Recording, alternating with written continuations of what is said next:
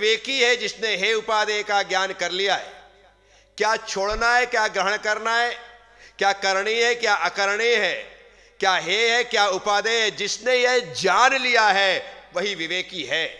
अर्थात जिसकी हंस दृष्टि हो गई है वह विवेकी। हंस की विशेषता है कि वह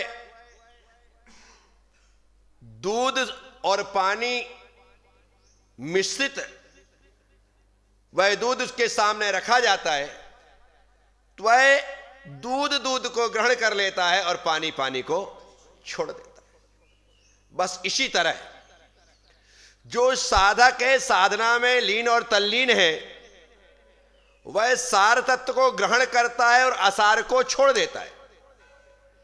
क्योंकि सार को ग्रहण करने की ताकत आप में है और असार को छोड़ने की नहीं है। तो डॉक्टर दवाई देने के साथ औसत तो देता है लेकिन परहेज भी बताता है, और पथ्य अपथ्य का ज्ञान हुए बिना पथ्य को ग्रहण करो अपथ्य को ना छोड़ो तो आप स्वस्थ नहीं हो सकते। यहां सर्दी की दवाई खाते जाओ और वहां पर आइसक्रीम और बर्फ का गोला निपटाते जाओ।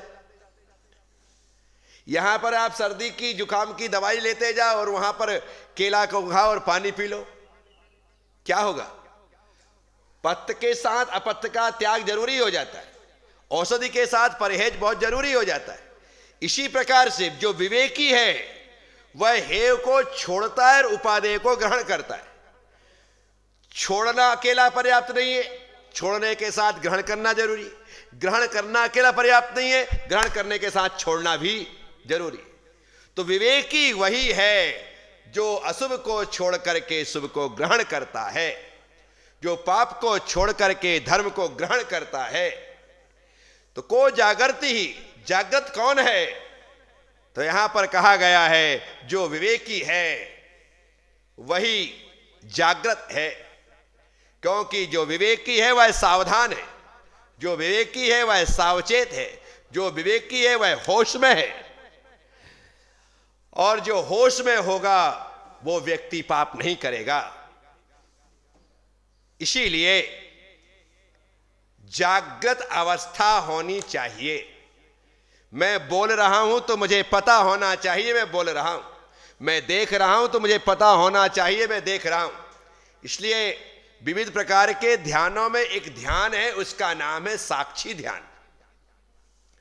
साक्षी ध्यान में सिर्फ सिर्फ सिर्फ आपको देखना है। क्या देखना है? जो भी देखना है उसे साक्षी भाव से देखना है। शरीर है तो शरीर को देखो, अपने अंगूठे से लेकर के सिर तक को देखो, अपना बाहर का संसार देखो, अपने भीतर का संसार देखो, अपने बाहर की स्थिति देखो, अपने भीतर की स्थिति देखो, अपनी आती हुई श्वास को देखो, अपनी जाती हुई श्वास को देखो। जो देखना है वह साक्षी, सिर्फ देखना है, जुड़ना नहीं है। इसलिए इसका नाम है साक्षी ध्यान।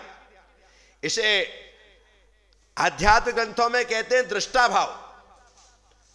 सिर्फ देखा जा रहा है दर्पण की तरह। दर्पण जो है उसमें आप जाकर के अपना प्रतिबिंब देखते, तो आप देख करके आप राग द्वेष कर सकते हो, लेकिन दर्पण राग द्वेष नहीं करता है कि गोरा व्यक्ति आए तो उसे पकड़ करके रख ले और काला आए तो मुंह फेर ले। नहीं, दर्पण को काले गोरे से, लंबे और बौने से, दुबले और मोटे से कोई मतलब नहीं। दर्पण तो सिर्फ दृष्टा भाव के साथ देख रहा है, इसके अलावा और कुछ भी नहीं। तो जहां पर दृष्टा भाव आ जाता है वहां पर संसार से आसक्ति समाप्त हो जाती है, क्योंकि वह सिर्फ देखने वाला। उदाहरण के तौर पर आप अपने घर की छत पर खड़े और आपके घर के सामने से लगातार गाड़ियों का आना जाना जारी है, लगातार लोगों का आना जाना जारी है। कोई साइकिल में जा रहा है, कोई टू व्हीलर में जा रहा है, कोई फोर व्हीलर में जा रहा है, कोई पैदल जा रहा है, कोई लंगड़ा करके जा रहा है, कोई बैसाखी में जा रहा है, कोई व्हील चेयर में जा रहा है, XYZ सब जा रहे हैं और तुम देख रहे हो। लेकिन जितने लोग जा रहे हैं वो सब अपरिचित है, इसलिए तुमको किसी से कोई मतलब नहीं है। तुम साक्षी भाव से सिर्फ देख रहे हो, साक्षी भाव से देख रहे हो। लेकिन यदि कोई तुम्हारा व्यक्ति जाता है, तुम्हारे पहचान की गाड़ी जाती है, तो आप एकदम से उसे आवाज दे देते, वो आपकी ओर देखता है, आप उसकी ओर देखते हैं, आपका साक्षी भाव समाप्त हो गया, आपका दृष्टा भाव समाप्त हो गया। क्यों? क्योंकि आप उससे जुड़ गए। जब तक आप निरपेक्ष भाव से, दृष्टा भाव से देख रहे थे, तब तक कोई भी व्यक्ति आपके विकल्प का कारण नहीं बन रहा था। लोग जा रहे आ रहे, आपको कोई मतलब नहीं, आप खड़े खड़े देख रहे, बस साक्षी भाव इसी का नाम। तो जो विवेकी होता है वह साक्षी भाव से दृष्टा भाव सिक्त हो जाता है। ऐसी यहां पर विशेष बात है, आप सब लोगों ने सुना है। उम्मीद रखूंगा कि आप इस बात को समझ करके अपने जीवन को सार्थक करेंगे। ओम नमः। सबसे क्षमा, सबको क्षमा। जय गुरुदेव, जय महावीर।